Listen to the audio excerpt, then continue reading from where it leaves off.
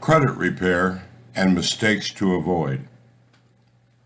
Consumers need to be vigilant in protecting their credit and financial reputations.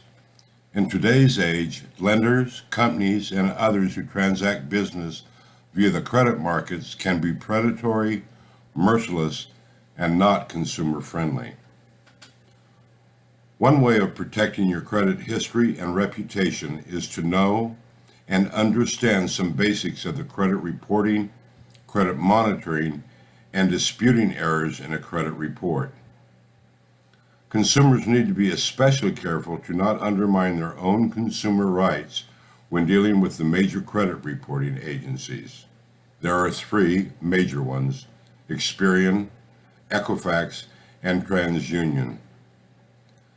Likewise, they need to be careful to protect their rights when dealing with other entities that supply financial information to the major reporting agencies.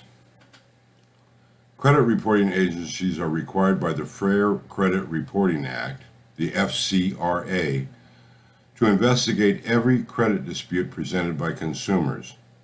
So, likewise, are the companies that provide financial information to the reporting agencies. The following list includes some of the most common errors made by consumers when disputing information in their credit records, as well as information being submitted for inclusion therein. A credit dispute starts with a report to credit reporting agencies. While a consumer has the right to request an investigation of a challenge charge directly with the initiator of the disputed charge, called the furnisher or data furnisher, the FCRA requires that the dispute first be sent to the credit reporting agency or agencies. The investigative process is triggered by the filing of the dispute with a credit reporting agency. Practically speaking, such a filing is a protection for the consumer. If the lender or other credit data furnisher insists that their reports and records are correct, the consumer can't sue them for failing to investigate the mistake unless a dispute has been initiated first with a credit reporting agency.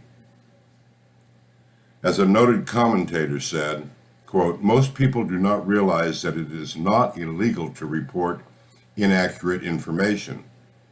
A claim arises only if the credit bureau or data furnisher fails to properly investigate a dispute." End of quote. So a general rule: always begin the process of disputing a charge or erroneous error by first seeking an investigation of the dispute with a credit reporting agency. Lawsuits against credit reporting agencies. What happens when a consumer sends complaint after complaint after complaint to a credit reporting agency and nothing happens? Experts in this area of the law say, surprisingly, that a consumer's best bet is to sue for failing to timely investigate a prima facie claim for some sort of relief. The key to having an odds-on even chance of prevailing is to be diligent in keeping records and evidence of all efforts to resolve the dispute in question. The consumer must be proactive in working to protect his or her rights. To show proof of harm, keep all letters denying credit, a loan, or the like. Take notes of phone calls and note the date and time of any calls. Most agencies these days tell a consumer caller, "This call is being recorded." You want to know when it was being recorded. The Consumer Financial Protection Bureau, the result of recent legislation, also offers protections and advice when consumers are faced with predatory collection efforts or sour dealings with a lender or a credit reporting agency. Report credit disputes the old-fashioned way. As with any legal dispute, evidence, letters, denials, emails, notes, etc., is most often the decider or the primary factor in whether a consumer will prevail. A consumer involved in a credit dispute should retain all evidence pertaining to the claim. Evidence is necessary as part of making and proving the claim at the first stage. In court, after the filing of a lawsuit, it is vital. A claim made to the credit reporting agency should be 1. Done in a letter that is typed or neatly handwritten and mailed via certified mail. 2. Evidence referred to in the claim should be clearly marked and identified and attached to the letter or claim in chronological order. 3. Follow-up should be by the same methods and protocols. And 4. Never ever file a dispute or request for an investigation on the Credit Bureau's website or using their online forms. This could harm you at a later stage when you've missed your opportunity to back up your claim with forensic evidence. Beware of the arbitration trap. A consumer involved in a credit dispute wants to preserve his or her rights to the maximum degree. That includes preserving a right to sue if a negotiated settlement with a reporting agency or lender cannot be reached. Most of the credit reporting bureaus include arbitration clauses in many of their documents, such as when a consumer agrees to receive a, quote, free credit report, end quote. The fine print fully discusses the arbitration and other issues. But really, who reads the fine print these days? In this case, agreeing to receive a free credit report means the unwary consumer agreed to a lot more, and much of it not friendly to him or her. If faced with an arbitration situation, a consumer may bring a lawsuit when negotiations break down, thinking that a court of law may be the best place to win his case, but not to be. With an arbitration clause, the consumer is stopped from bringing a suit and is forced to fight it out in an arbitration. Arbitration is not generally all that consumer friendly. For that reason, and because preserving a right to sue and be heard in a court of law is something of value, consumers should be wary and ever vigilant.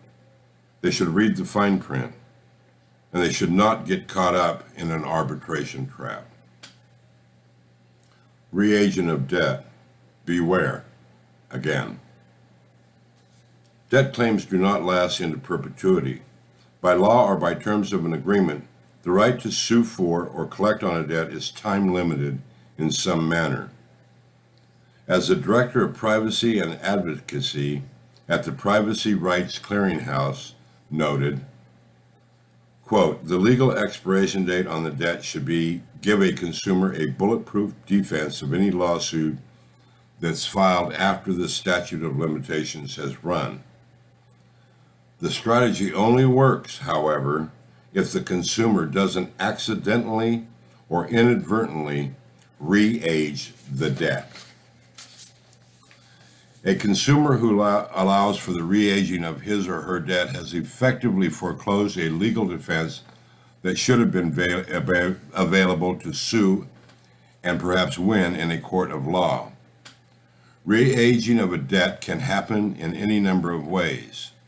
A common way is talk to a debt collector, agree with the debt collector that you will make a partial payment on an expired debt, and then it's over.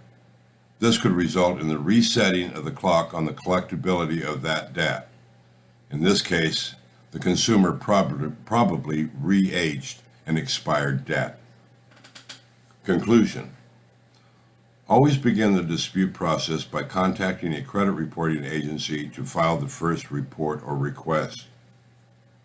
When you get the runaround by a credit reporting agency and you have damages from a failure to investigate, consider bringing a lawsuit for relief. Make all contact and reports, especially claims or requests for relief, in writing and by certified mail, and not via the credit bureau's websites. Don't fall into the arbitration trap. And finally, don't inadvertently or by accident re-age an uncollectible debt.